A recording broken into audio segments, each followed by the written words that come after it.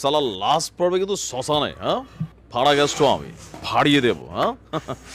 বড় ভালোবাসতাম তোমাকে আমরা এপার বাংলার মানুষ, কিন্তু তুমিও দিন শেষে এই যে বিজেপির রাজনীতিতে জড়িয়ে মমতা দিদির হাতে বেশ কয়েকবার কিন্তু গুতানি পাতানি খেয়েছো বাড়ি। এখন তুমি বাংলাদেশে যে কথাটা বলছো, তোমার ভাবা উচিত এবার বাংলায় তোমার ফ্যান ফলোয়ার আছে। তুমি এই যে এসব কথা যে বলছো এই সস্তার রাজনীতির জন্য, এগুলাকে বাঙালি থোড়াই কেয়ার করে লাভ নাই। বিজেপি তোমাকে টিকিট দিলেও তুমি পাস করবে না, কলকাতার মানুষ তোমাকে ভোট দেবে না, কারণ তোমরা ধর্ম নিয়ে যে মানুষে মানুষে লাগিয়ে দাও। এটা কিন্তু রাহুল গান্ধী গেল পার্লামেন্টের মধ্যে মোদি সাহেবকে বলছিল যে যেখানেই যাও ধর্ম নিয়ে মানুষে মানুষে তোমরা লড়াই লাগিয়ে দাও, এ দেশের সাথে ও দেশকে লড়াই লাগিয়ে দাও। দর্শক, খুবই পছন্দের একজন নায়ক আমার ডিস্কো ড্যান্সার মানে মিঠুন চক্রবর্তী, তিনিও দিন শেষে সস্তা রাজনীতিতে পা দিলেন। ওই যে সামাজিক বিভিন্ন ইস্যুকে কেন্দ্র করে কথা তো দুই চারটা বলতেই হয়।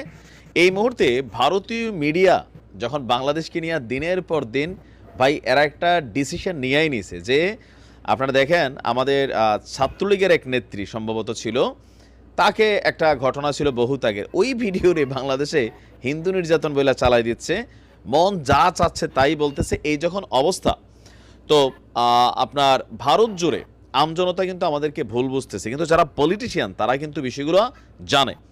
তো এখন সবশেষ আপনার অভিনেতা এবং বিজেপির নেতা মিঠুন চক্রবর্তী তিনি বলছেন যে বেশ কয়েকদিন ধরে পশ্চিমবঙ্গে চলছে বিজেপির সদস্য সংগ্রহ আয়োজন। ওই যে বললাম পলিটিক্স ঢুকে গেছে, তো সেই কার্যক্রমে বিজেপির নেতা হিসাবে মানে আপনার কি বলা হয়, একটা বক্তব্য দিয়েছে মিঠুন বাংলাদেশের পরিস্থিতি নিয়ে। বলছে যে বাংলাদেশ নিয়ে আমাদের আবেগ অনুভূতি রয়েছে, ফাইন, পশ্চিমবঙ্গের অনেকেরই মনে সেটা আছে, ফাইন, কিন্তু বাংলাদেশ এরকম হয়ে যাবে আমরা কোনোদিন ভাবিনি।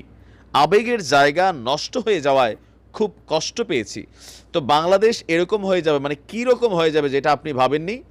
তো বলছে যে এখনই বাংলাদেশকে সতর্ক করে দিতে চাই, যা সব সতর্কবার্তা শুনছি টিভিতে দেখছি, তাদের নেতারা যে যা পারছে কথাবার্তা বলছে, আমি একটাই কথা বলবো, ভারতকে খাটো করে দেখবেন না, ডোন্ট আন্ডার এস্টিমেট ইন্ডিয়া। হ্যাঁ, তিনি কিছু কিছু ক্ষেত্রে সঠিক। আমাদের দেশের অনেক নেতারা লাইক উপদেষ্টা মাহফুজ বা আরও দুই একজন আছেন ছাত্রদের মধ্যেও খুবই মানে ভারতকে খুবই অ্যাটাকিং ভঙ্গিতে কথা বলেন।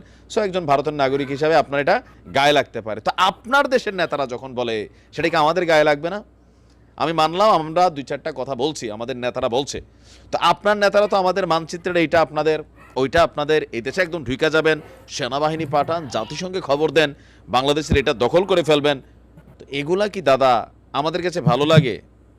আপনারা কেন বাংলাদেশকে আন্ডার এস্টিমেট করছেন? এখন মিঠুন যেটা আমি আবারও বলছি যে তিনি আপনারা বলছেন যে বাংলাদেশকে এমন হবে ভাবেন নাই। এটা হয়েছে কি, ধরেন বাংলাদেশের জনগণ ভারতের প্রতি এতটা বিদ্বেষে ছিল না, বিশেষ করে বিজেপি সরকারের এই যে মন্ত্রী এমপি কিছু আছে, শুভেন্দু অধিকারীর মতন যারা আছে, তারা প্রতিনিয়ত ভারতীয় মিডিয়া বাংলাদেশকে নিয়ে একটা নেগেটিভ প্রচারণার কারণে এগুলোতে বাংলাদেশের মানুষ ক্ষুব্ধ হচ্ছে, সীমান্তে হত্যার কারণে ক্ষুব্ধ হচ্ছে, পলিটিক্যাল ইস্যুতে শেখ হাসিনাকে ভারত আশ্রয় দিচ্ছে, এটাতে একটা পলিটিক্যাল অংশ বিক্ষুব্ধ। বাট বাকি জনতার মধ্যে এগুলো নিয়ে হেডেক নেই ভাই, কিন্তু সীমান্ত নিয়ে হেডেক আছে। আপনাদের মন্ত্রীরা যখন বাংলাদেশের সার্বভৌমত্ব নিয়ে কথা বলে ওইটা নিয়ে হেডেক করে, বাংলাদেশ কনসার্ন করে, যেটা এত বছর হয়তো বলার সুযোগ হয় নাই, কারণ কথা বললে পুলিশ দিয়া নির্যাতন চলতো, অনেকে গ্রেপ্তার করা হইতো, আবরারকে মাইরা ফেলা হয়েছে। সো এগুলার কারণে মানুষ মন খুলে ভারতের সমালোচনা করতে পারে নাই গত